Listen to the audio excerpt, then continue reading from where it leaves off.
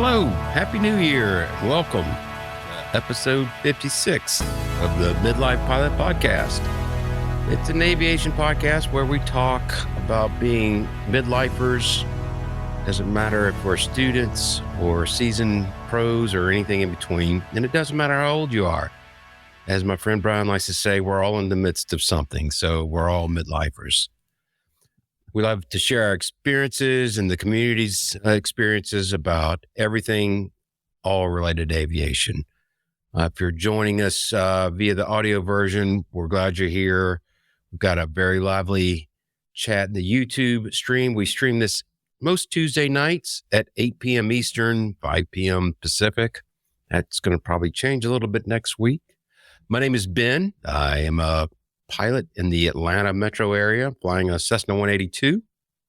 Tonight from Nashville, from the heart of Music Row, flying a beautiful Cherokee 180 named Lucy, we have Brian. Hey, Brian. How's it going, Mr. Ben? And by the way, I really appreciated you sending me the viral video today of the guy talking about the value of having an instrument-rated friend. And I knew right away that I knew what you were talking about. You are my instrument-rated friend. But by the way, I did have a conversation today with an instructor about some instrument-related things. So, hey, at least I'm talking about it again. So we'll see what happens. You know, it all begins with the first step. I'm proud of you. Also joining us from wet, rainy, Northwest U.S. West Coast, Portland, Oregon, our friend Ted, who flies the CTLS, also known as a plastic egg, who got to do a little flying recently. I did. I got 2 flying days in the last week, which Ben had looked at our forecast and he understands now why this time of year I'm happy if I get 3 flights in a month flying VFR. And for the live stream, the background image was from yesterday, flying to the coast, flying into my favorite 1,800-foot runway, which thankfully the king tides are down, so the runway is actually dry instead of being covered in water. So, yeah, it was a good set of flights, and always nice to get out. I don't know how you do it, Ted. I looked at the forecast at Portland, and I was depressed immediately when it's high 46, low 44, and just showers every single day, 100% chance for the next 10 days. You know, it was about, the mornings are fairly foggy, and at about 10 a.m. I was looking outside and it was like, there's actually blue sky. This is not what was in the forecast. All right, change what I'm doing. I'm flying. And so I did. Now, I've got to tell you, there were clouds, and there's few clouds at the airport and at like pattern altitude just above it. It's like, okay, that's fine. So I'm flying out and take about a 45 off the departure. Fine, that all works out. And the controller says, "Hey, can you turn another 90 degrees left?" I'm like, "Nope."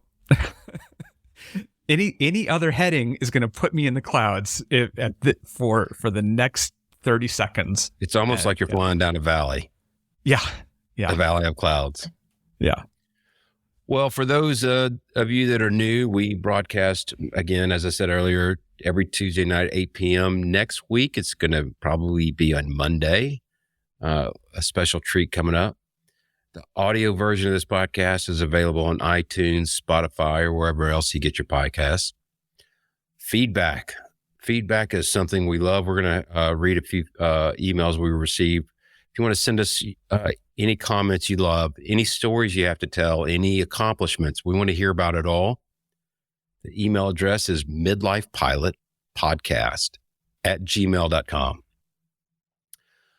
Don't forget our merch store is back open with great items. The link to the merch store will be in our show notes, or doobly-doos, if you like it.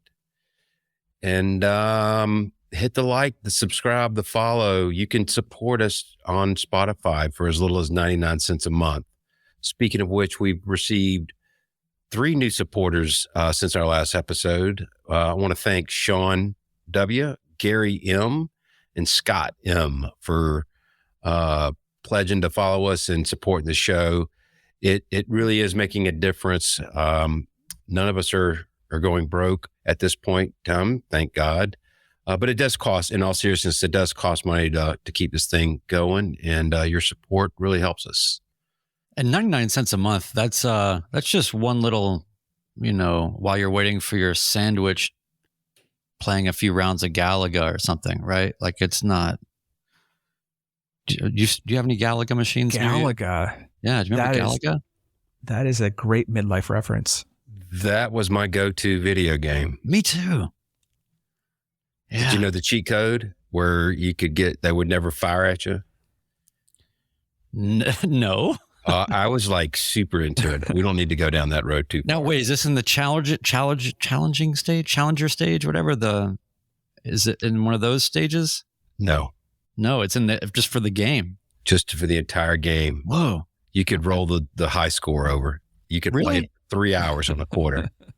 How did I not ever know that? I was a geek at one point in time. Why don't we get back to the feedback? Brian, do you want to start us off with the first one? Yeah. So, and by the way, we love getting the feedback. Some of them have been rather lengthy, which is great because we do read it and we all appreciate it. But for the sake of time for us to include it, we're going to have to truncate some of these things, kind of like, how Ben does his checklists. So what we have here is Jim G. Thanks for this email. And I'll just, I'll get to the main points here. And sorry for having to cut some of this out. And sorry to the live audience for watching us read. Remember, this is primarily an audio podcast. So, good evening, midlife folks. Your discussions are super relevant to me. I grew up next to the airport in Juneau, Alaska. He goes on to talk about family and flying paragliders and a lot of neat things. And then he says, I really enjoyed immersing myself in the learning and the flying process. Like, for example, studying crosswind landing techniques in the morning, then renting the airplane and practicing that exact thing in the afternoon. It was amazing. And I don't think I would have gotten as much out of it at a younger age. I think a lot of us can relate to that. In 2016, I had to put it all aside for career and family reasons. I'm now 55 and trying to find a way to shoehorn flying back into the picture. I've remained obsessed with the dream by reading aviation safety cover to cover, listening to podcasts such as yours, Opposing Bases, Aviation News Talk, APG, etc. We live in Boise, but also spend time in McCall, Idaho, and Sedona, Arizona. That must be really nice. I would love to be able to use an airplane as an option for travel between these three places. The more I learn about the challenges of flying in areas with remote high terrain and weather, as well as the costs, the more it feels like a daunting move. However, your discussions give me hope that this will someday be possible. Sorry for the long email. Just had to get it out. You don't have to use the whole thing. We didn't. Thanks again for the great podcast. I look forward to every episode. And he says, to end here, he says, also, I just wanted to let Ben know that sadly, it will be impossible for him to win the AOPA 170 because I'm going to win it. Just saying. So that's really great. And I think that, I really appreciate the sentiment of being immersed in the learning and just enjoying the process. And I think that while anyone at any age can have that experience with aviation, I do think that is perhaps more of a midlife attitude or way, because you just are grateful for the opportunity and the time. And it's nice to have a new challenge because, like we've said, most of us are already doing maybe for a living what we're already pretty good at. And we haven't been really terrible at something or starting from the bottom of something in a long time. And so I really appreciated that. And Ben, you're going to have to work out this whole sharing of the 170 with them. Did they give that away yet? I'm watching the website daily. I have not seen it yet, so I don't think so.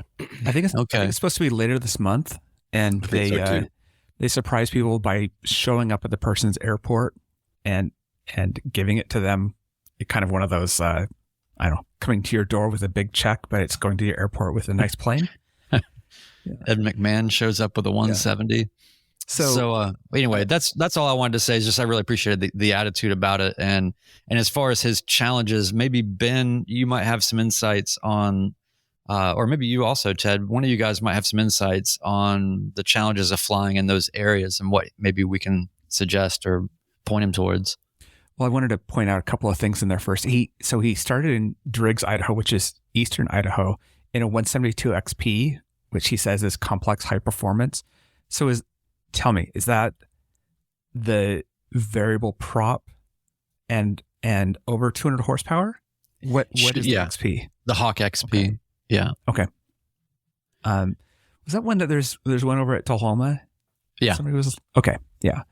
And then he said that he moved to Nampa, Boise area, and switched to a regular boring 180 or 172. Nampa is my favorite Idaho airport to drop into because it has unleaded gas. They have a nice little restaurant there, and the airport code always cracks me up because the town is Nampa, Nampa, and the code is MAN. So they switched the MAN NAM thing, which I don't know. In my brain, it kind of works out well. Kind of cracks me up. But he's talking about flying from Idaho to Arizona on that same, it's the Utah corridor that I've done twice now. So I don't have a ton of experience at it, but it is in the range of things that you can do as a midlife, halfway decent pilot. Well, and to his comment, learning to fly in a high performance, it took me a bit. Things just move a lot faster, and you have to push through. I hate using that term for people trying to learn things, but things start to click into place over time, and it just takes that repetition, those memory items. It just over and over. Repetition is the mother of all learning. So that's my only advice: is just hang in there and keep pushing through. It seems like he's now switched to a 172, but the high performance, once you get it, you're going to look back and go, oh, well, that makes sense now. So, yeah. We want to move on to the next one from Rob G. And I'm going to truncate his as well. It was a little bit long, but I very much enjoyed it. And as a matter of fact, Rob and I traded emails. He is based out of the airport that I did my commercial check ride. And so Rob says, hello, Midlife Pilot crew. I am a recently certified midlife pilot and a proud member of the midlife community, first generation pilot, but he had the bug from the very first time he flew in a commercial airplane, which a lot of us do. Got my first chance to get behind the controls of a GA plane at the age of 23, and he took his discovery flight. And as a lot of us, for me personally, it was my 30th birthday. It took 3 hours and then had to hang it up immediately. Rob continues, my girlfriend at the time, now wife, probably laid down the ultimatum and told me that I was going to be choosing flying or I was going to be choosing her. And he said he chose wisely and didn't become a quarter life pilot. Fast forward 20 years, 3 kids, many jobs. He pursued his dream and started his training in May of 22 outside of the North Carolina area. Unfortunately, his wife is still not wild about the idea of his flying. So the immediate family is off limits for being in the plane, which again, that's a very common theme that we hear all the time. As that experience builds, you take them up for shorter flights, take them for a lap around the pattern, get them used to it, let them dip their toe in the water. The spring get together seems like a good one. We'll be talking about that, the Nashville Fly-In. And let me just skip down here. Been a listener essentially from the start, but I'm really enjoying the new format and the greater frequency of the content. So he is now a supporter. Keep up the great works. And he requested an invite to the Discord server, which everybody here is encouraged to send us an email at midlifepilotpodcast@gmail.com, and we'll get you on the Discord server. And if you've never used Discord, it's okay. If I can use it, I promise you can. So that's a truncated version of Rob's email. It was great feedback. And Rob, we're glad you're part of the group now. I love in there, Rob said the one of those what doesn't kill you moments makes you stronger. Well, that's a decent way to put it. That's right. He mentioned that he has some bag of words that he's going to go back and look for.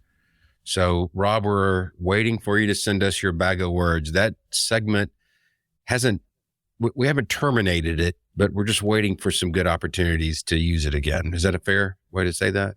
Yeah. And I think that there's just a lot of people that don't necessarily have they're not recording all of these things all the time, but it is great when we do get the recorded ones. I suppose we could, if you want to just retell it, you could also just email us and we can act it out like a radio play. Exactly. So that's it for the feedback now. Anything else to add to that, Ted? I have one thing. Yeah, go ahead. You go ahead, Ted. I was just happy to see those emails, and we've got a audio message we're going to play next week. And yeah, it's nice getting people's stories, and it's nice. Even the people we've got in the Discord, it's kind of nice getting a reminder of, oh, where are you at in your training or in your flying, and getting that recap of where you're at. Absolutely. It's nice to be reminded that there's actually a lot of people listening to this. It's also kind of daunting sometimes when you start to look at, the numbers. You're like, whoa, okay, this is, I gotta watch what I'm saying, but, especially you, Ben. But no, the one thing I wanted to add is, and I don't know if this is a good suggestion or not, but you know what? We're not instructors and we're not, don't listen to us, but from just a behavioral psychology kind of standpoint, especially when I was first flying, my wife did fly with me, but she was very nervous. She would go jump in the plane with you, Ben, or anybody else, no problem. And her whole logic, as you've heard on the show before, is I knew you when you were not a pilot. And she saw how the sausage got made, kind of thing.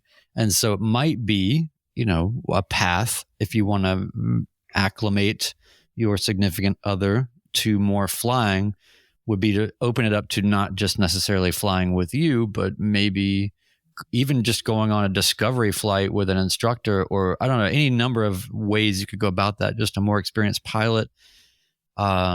Maybe that's a way to do it. Maybe that's the worst idea ever, because then they come back to you and they go, wait, this other guy really felt like he had it all together, and you're sitting here stumbling on the radios. But no, but I think that might be a path. I don't know. Well, a funny story happened this past weekend. I was visiting my sister in St. Simons, and it came to my attention that she's never flown with me. And I have invited all of my family to fly with me. And then, but I said to her, I don't blame you if you don't want to go fly with me, because when I was 8 years old, she told me that if I planted a roast beef that I could grow a cow, and I believed her. So if she didn't want to get into an airplane with me, then I see where she's coming from. She ended up coming up with me, her and her friend, and we did a great flight around the islands there, and she loved it. So it's little sporty landings, but we'll get to that in a minute. Yeah, I'll give you a counterpoint on the they know you, and so that's the reason I don't want to fly with you, which is my partner's been up once for slightly more than the size of a pattern, and it's over her comfort limit. That was her choice to go up, and she wanted to come down. I'm like, great, no problem at all. And for her, it isn't who she's flying with. It's that sensation of being in a small plane is not, she had no idea what to expect. And yeah, that's fine. Well, and getting into a CTLS is it's a very small plane. Yeah. I don't know, maybe what if she got into, I don't know, if you know somebody that's got like a Piper Mirage or something where it's like, okay, I got club seating. It's still a single engine. I don't know. Just Yeah. But I would imagine it sounds like that was a lot. And I bet you were thinking, I don't want to have to go around. I don't want to have to go around. It was fine. I knew that I told her we can get to the airport and we won't go. We can get in the plane and we'll stop. We'll get up. We won't go to our destination. And that's what we did. And that was fine. She wanted to get up and we tried, and she'll be back eventually.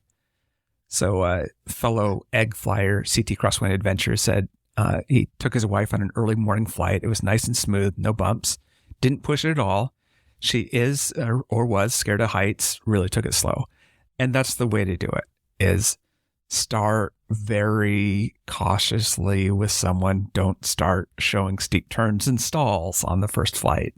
I think also it's a tendency for us pilots to just assume that they're going to feel safer if we are a fountain of all this knowledge and details about all of the things about the plane. And I think it's important to read the person. I've definitely had scenarios where it's actually better to just not, have the pre-flight done before they even get there, walk them right into the plane and just get going and just give them the bare minimum of what they need. I think that sometimes we tend to be empathetic and we pick up on their nervousness, and then the way we react to it is to start getting into, aerodynamics and, all these things. And you start providing them perhaps all these things that they hadn't even thought about that, that could be a failure, or I don't know. So it just depends. You got to read the room.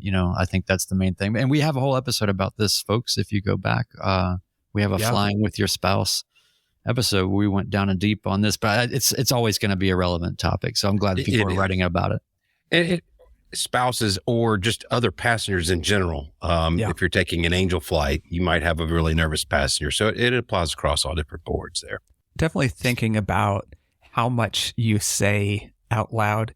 You may not want to give that departure briefing about when the engine fails, we will crash straight forward plus or minus 30 degrees. Yeah. Or the one I've been doing lately. I don't like the when it fails, but if the engine fails, we'll swim because I'm taking off into water. And I guess people are nervous about hearing that. So I try to say a lot less. She was just listening to one of the videos that I was doing. She said, "You talk to yourself even when I'm not in the plane?" Like, oh yeah, probably more. Here's a briefing that you probably don't want to tell. It was the one that was given to me by my flying mentor from South Georgia. We're getting in his airplane for the first time, and he says, "You need to buckle your seatbelts. You know why they're there, right?" And I go, "Yeah, keep you from hitting your head." He goes, "Nope. When we die, they're going to know exactly where to find the bodies." No. Yeah. Yeah, that doesn't help too much. Doesn't breed confidence. Yeah. I'm sorry. Well, I was going to say, why don't we go ahead and switch gears and get to our topic of the evening, which is crosswind landings. We had come up with this topic, I think, prior to my most recent trip, but having the landing experiences I did, I felt like it's super relevant now because I had some nice, gusty, challenging crosswinds. And Brian, I believe you have an excerpt out of one of I'm a little reluctant to call it our Bible, but one of the instruction manuals for flying, which is The Killing Zone, which we suggest that everybody read. I'm reading it for a second time now, but there's a definitive section in there that addresses crosswind landings, and we can get to mine after you maybe tackle that.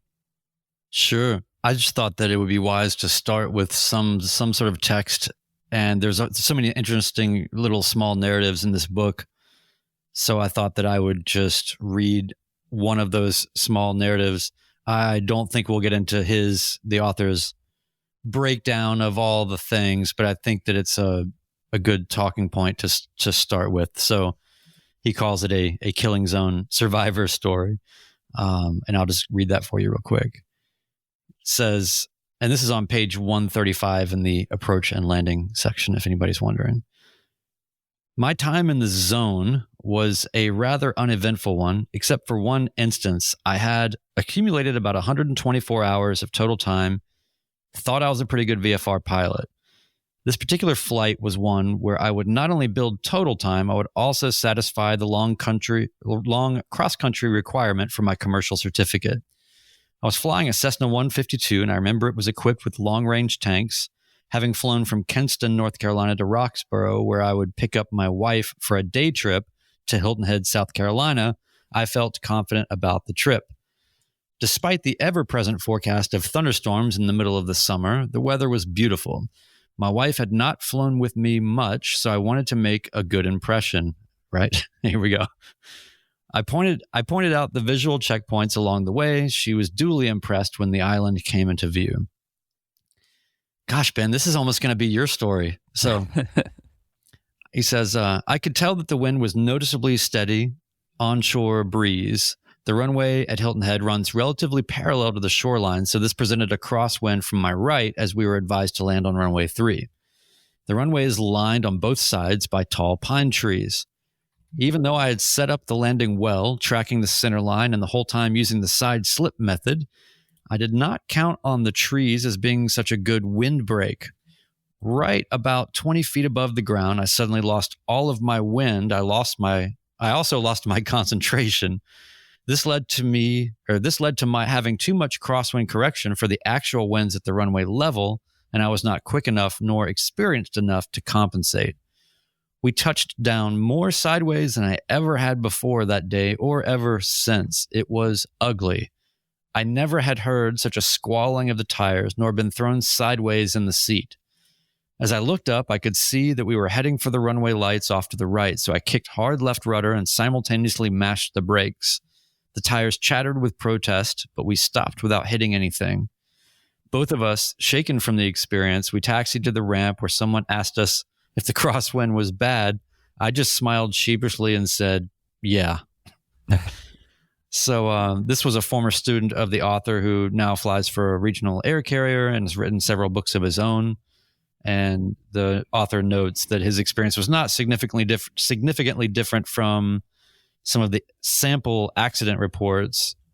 In this case, this guy, Phil, he did not lose control to the point where the airplane ran off the side of the runway, but others have not been as fortunate.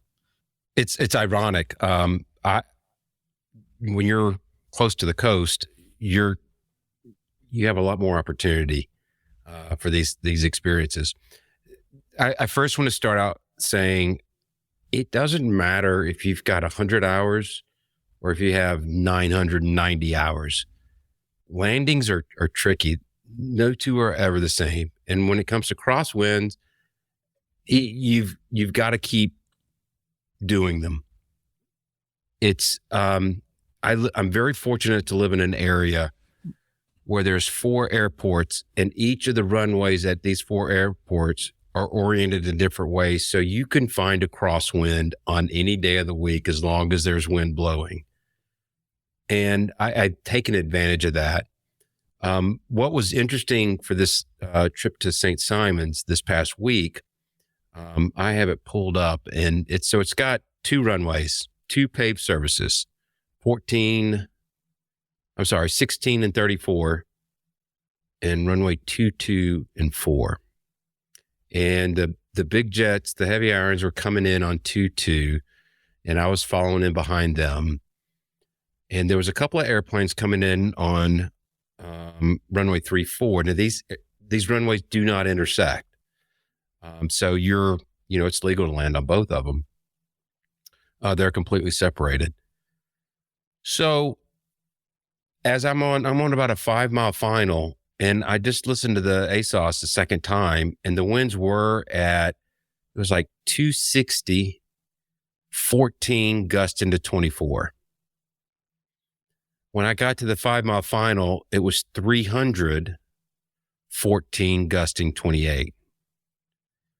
So I called an audible and flew over runway 34 into the left downwind and into the pattern. What I didn't anticipate, and I'm glad I have this experience because it's not the end of the world, but I was high and fast, and I needed to get down. So I used full flaps, which I don't normally do in gusty conditions. But and the gust factor, was almost 10 knots. So you take half the gust factor. But my point being is, when it's that gusty, I don't usually use full flaps, but it was tossing us around like I haven't experienced before. And fortunately, I got it on the ground very smoothly. I didn't bounce it. I was tapping on the rudder pedals as soon as we got on the runway. It was one of my smoothest crosswind landings I've ever had. And y'all have met Terry. She's talked about this.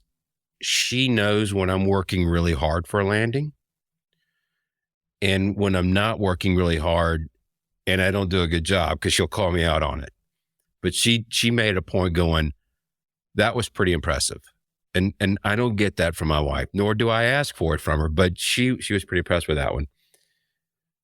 Coming home was a different story. McCollum, our home base, runway 927, we had winds from 310. It was 14 gust and 22. And AJ's in the chat. He'll tell you there's a rock quarry, maybe 200 feet off the runway. The wind will get down there and do some squirrely things. I intentionally landed long. I had landed with only 20 degrees of flaps. And I'm not going to say that I butchered it, but it took me a little bit to make sure that I didn't need to go around. I was sweating bullets on that one. And again, rightly so, my wife said, that one wasn't as good as your last one. She was very kind about it. But I tell these stories so I'm at 992 hours and I still struggle with this. No two are going to be the same. It's okay to talk about it. It's okay to say, that wasn't good. What can I do better? And go out there and practice them. My personal minimums, are what the max demonstrated crosswind for our airplane is, which is 15 knot crosswind component. I've landed in that and I feel comfortable with it, as comfortable as you can be in any crosswind landing. I am watching that on my weather brief as much as I'm watching for icing, as much as I'm watching for thunderstorms, as much as I'm watching for anything. It's one of those things that I don't care how much I practice it, it still makes me nervous. I learned on a small field, as I say a million times, but this short field with tall trees and everything else set sideways in a valley, and it always had such weird winds. I was so happy to get to my big airport with crossing runways, and so I had some choices there. And but I still like going out and practicing. And in fact, the next two videos I'm working on are both wind-related videos. And I guess part of it is I don't expect that the landings are going to be pretty, right? I'm happy just to get it on the ground in the correct direction and do a decent job at it. It's a different goal.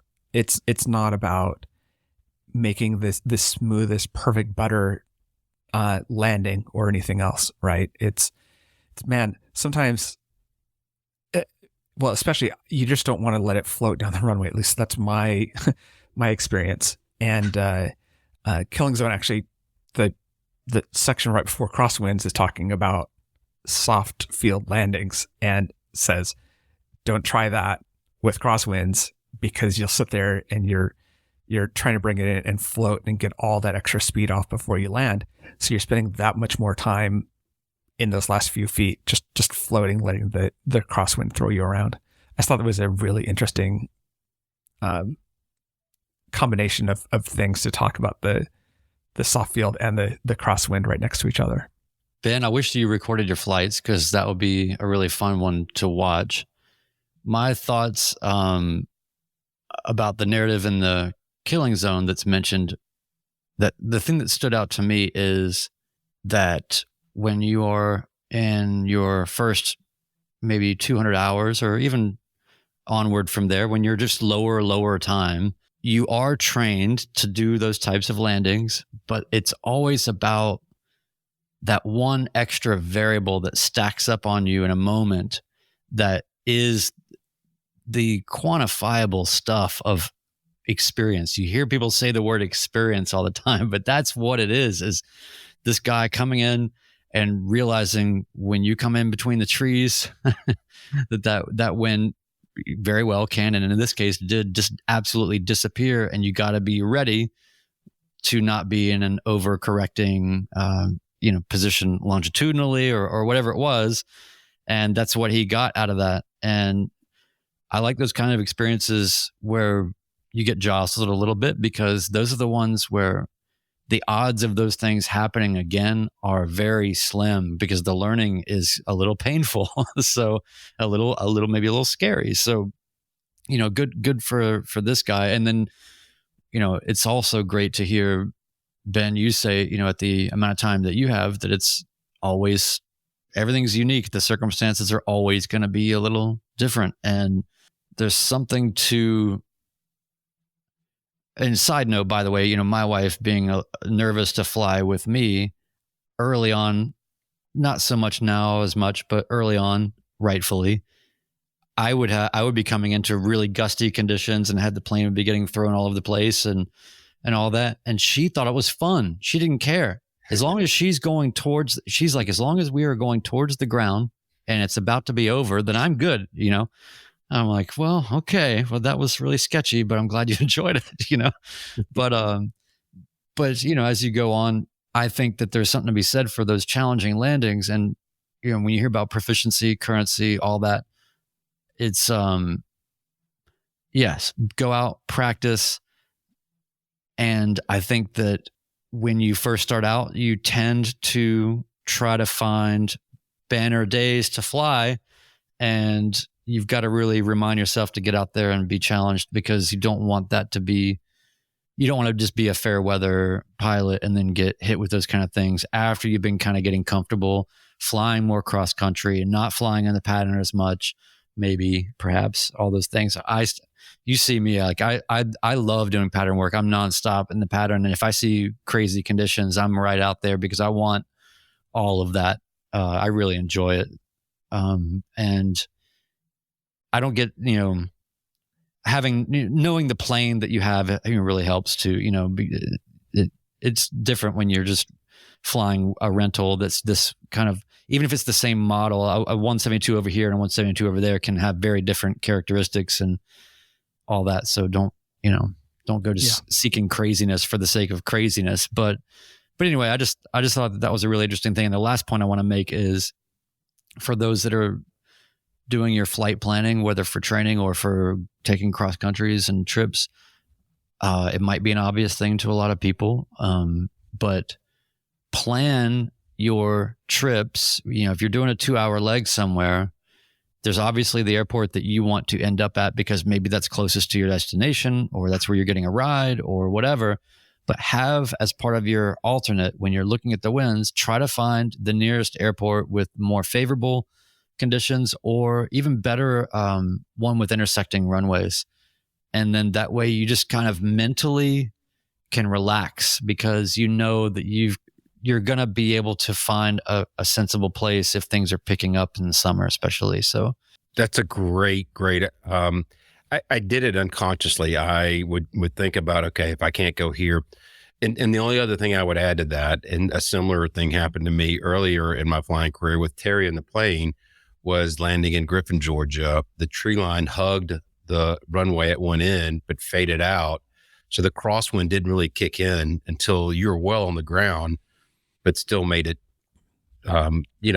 it picked the wing up, and, we were on two wheels for a little bit.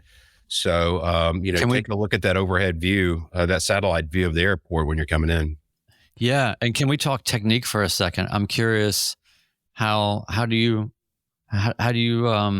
cook and cure your crosswind landings? What is your technique? Shake and bake, baby. Shake and bake. I like the crab method. I like to point the nose into the wind. And if I can slip pretty easily if I'm too high. Then I kick the rudder back in. right before touchdown.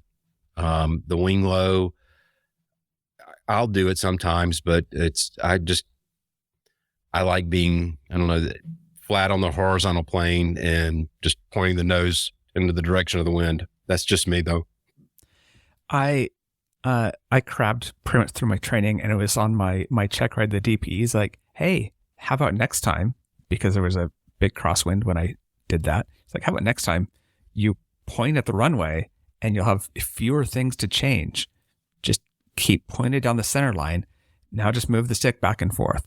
Don't have to think about anything else." There's some truth to that.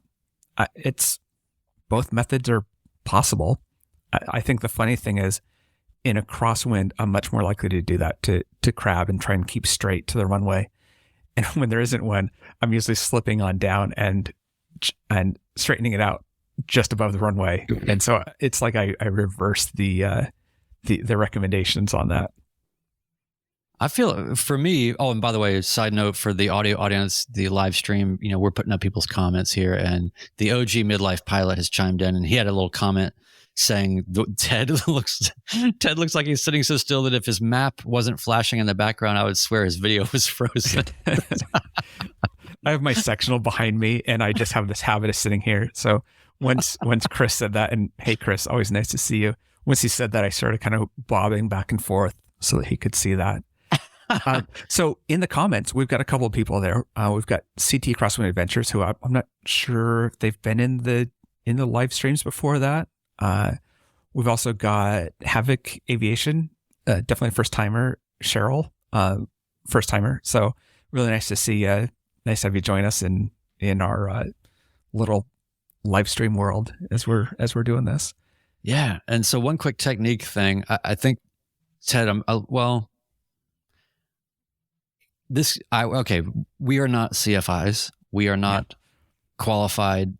No, I prefer to not wait till the last minute and then swing the nose around. I don't like being in ground effect and then starting to really gauge how much correction is needed. And oftentimes when I feel like I've done that, I feel like I'm creating a little bit of an oscillation or, in that little fine tuning moment. And I just feel like it's a little too volatile of a place to be sorting that out. Now, maybe if I'm a better pilot, then that changes. But ultimately, for me, I like really focusing a mile out. I'm dead focused on longitudinal alignment and center line, and I'm already fully in on the rudder, on the slip to gauge. Kind of like what you were saying, Ted, right? Where it's like, let me just go ahead and just dial this in, and then I'm just rolling things back a little bit as I go. But I'm in a little bit more of a static state of flying, I suppose. You have to obviously gauge your approach for that, and if you're in a slip and you got to do what's right for your plane or whatever. But for me, generally speaking, I get it aligned. I get the nose aligned way far out and let the wing be low.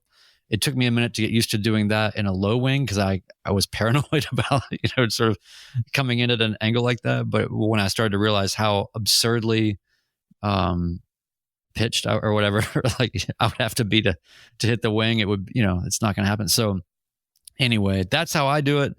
I don't like to swing it around there at the last second, but who am I? Well, let me do it. I'm inspired by the. I'm sorry, Ted. Let's do a quick go around the table here. Ben, you said your kind of crosswind limit now with 1,000 hours is 15 knots, which is what the plane's rated at. What was your limitation, either imposed or on you as a student? It was 10 knot crosswinds as a student. Actually started out, I think it's 7, and then that instructor left, and for whatever reason, they bumped it up to 10 knot crosswind. That was my limit. Brian, what were your limits as a student and as a young pilot? At the point of check ride, my crosswind limit or minimum was 9 knots, I think. And then I pretty quickly after getting my certificate went out and in one of those kind of perfect consistent direct crosswind days and pounded out about 9 or 10 landings with about a 10 or 11 knot crosswind. So I raised my minimum. That was the first thing I ever raised on my own, and made it, I think, 10 knots. And then, and then now I'm also at max demonstrated for the Cherokee. So yeah, I've felt now the absolute most of what can be done, and I wasn't deterred, by that. I feel like the risk goes up at that for sure when you're landing with those real strong crosswinds. My limitation now is the same, which is 15 knots, which is the plane's limitation. When I was a student, when I first soloed, it was 5 knots crosswind and 10 knots of wind. So they're really low, and that was fine as a student. And it's just that process of learning what you can handle and not jumping into it. Yeah. So anyway, I thought that was interesting is we've all kind of raised ours in over time, but certainly not one of those where you're like, well, it's a nasty day. I'm going to go right out of my check ride and try this, hit full send and do it. Yeah, it's amazing how quickly you can go from being rightfully very nervous about it and it being a huge factor in your flight planning and, all this to not being that concerned about it. Even the gusts and all that. I mean, it doesn't mean like don't take it seriously. I'm just saying, if that's the benefit of doing the, seeking those opportunities to practice. And I want to read this thing from Biff real quick, and then we'll get on to the next bit here. But Biff says, my check ride is coming up and current forecasts are 8-ish knots, but basically direct 90 degrees. The soft and short field are concerning to me. I hope that is not what the conditions will be. My thoughts on that are you'll be fine. Just do what you're trained to do. And in all honesty, the difference between maybe 6 knots and 8 knots is going to be, I would say, fairly negligible.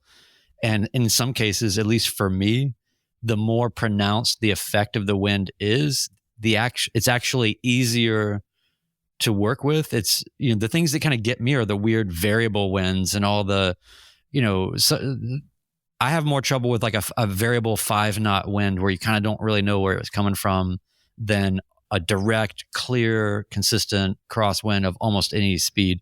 So maybe just look at the bright side on that, in that aspect of it, just to say that, it could actually end up being better for you in a certain way.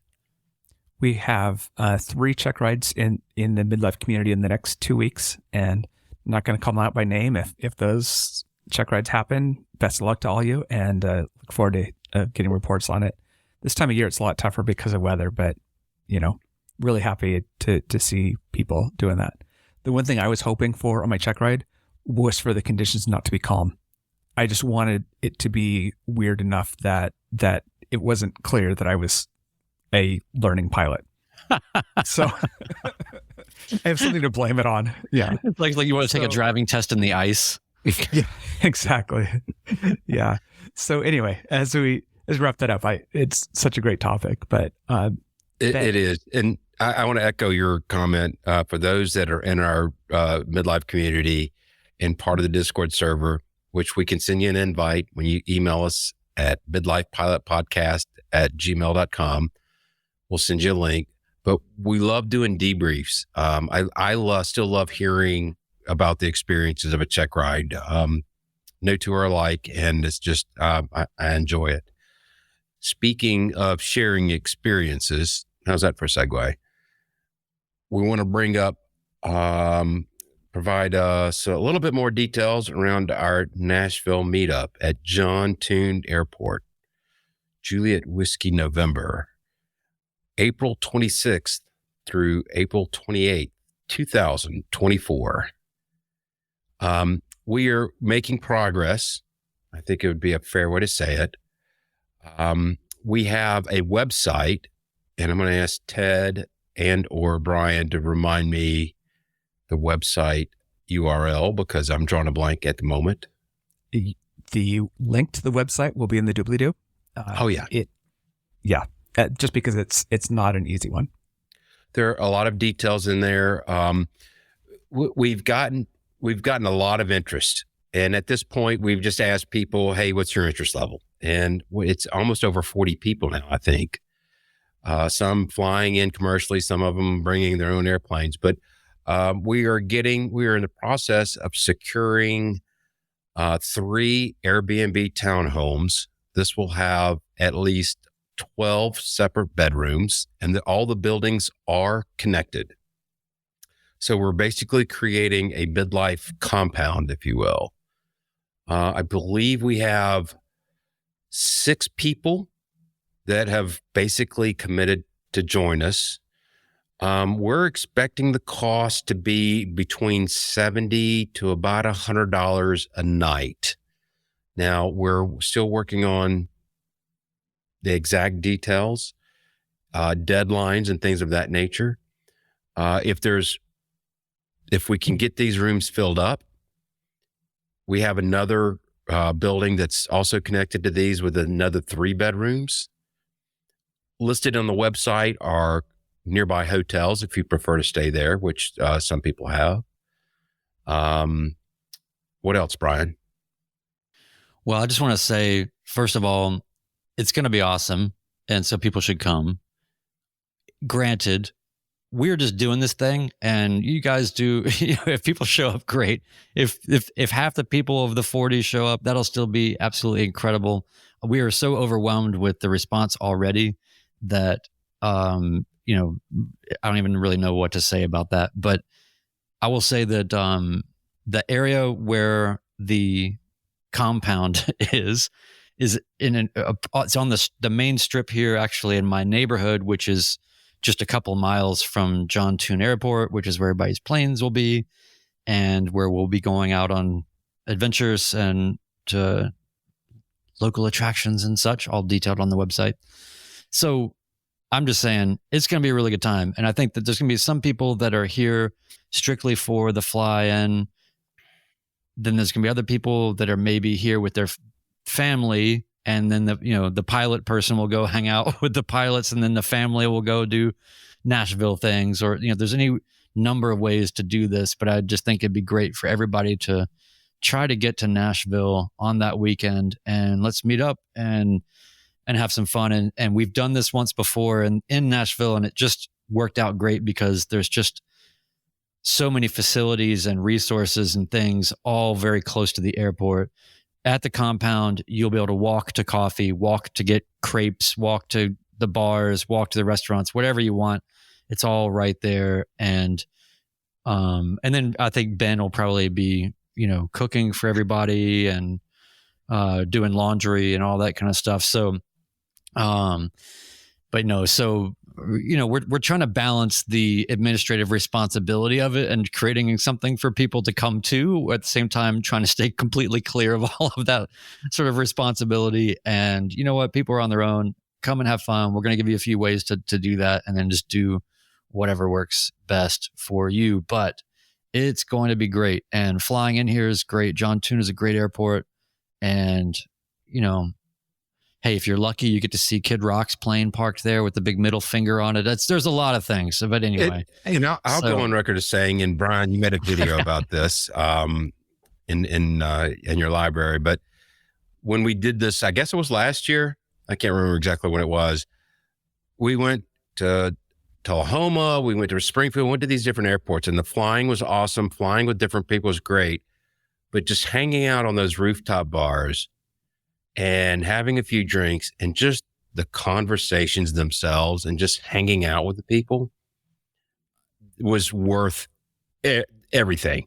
If it rains the entire time, I'm totally fine with that, because just hanging out with other midlifers is worth the price of admission. Absolutely. Absolutely. Well said. Yeah. There are things that there are some of the airports that we didn't go that I'd like to see.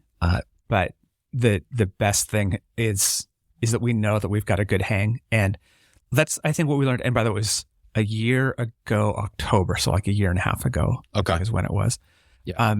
But what this is better from that one is we've got food right there, like a block away. Last time we had to drive to get to all that. And And so now we're talking about, how are we going to figure out transportation? It's like, you don't have to, because as long as you can Uber over to John Toon, that's the only time you're going to have to worry about transportation. So mark it on your calendars. There's a form that you can fill out. We're going to start, once we nail down the details with the Airbnb folks, we'll put out some communication somehow, some way on the website to say, this is what the price is. It'll be on a first come, first served basis. And then we also have a link to the closest, I'm going to say the closest decent hotel. Brian, would that be the best way to say that? Well, yeah, it's a strange thing in this little area out west side of town. There's not a lot of hotels. There's a lot of Airbnbs and a lot of other things, but there's not a lot of hotels. And the ones that are close are maybe not the best places.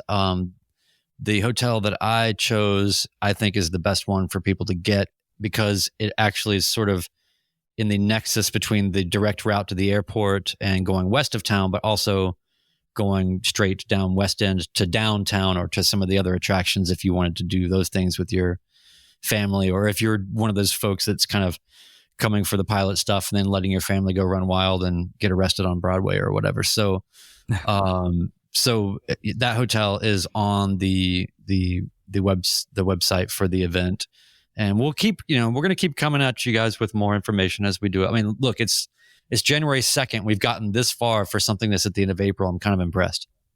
Yeah. Amen.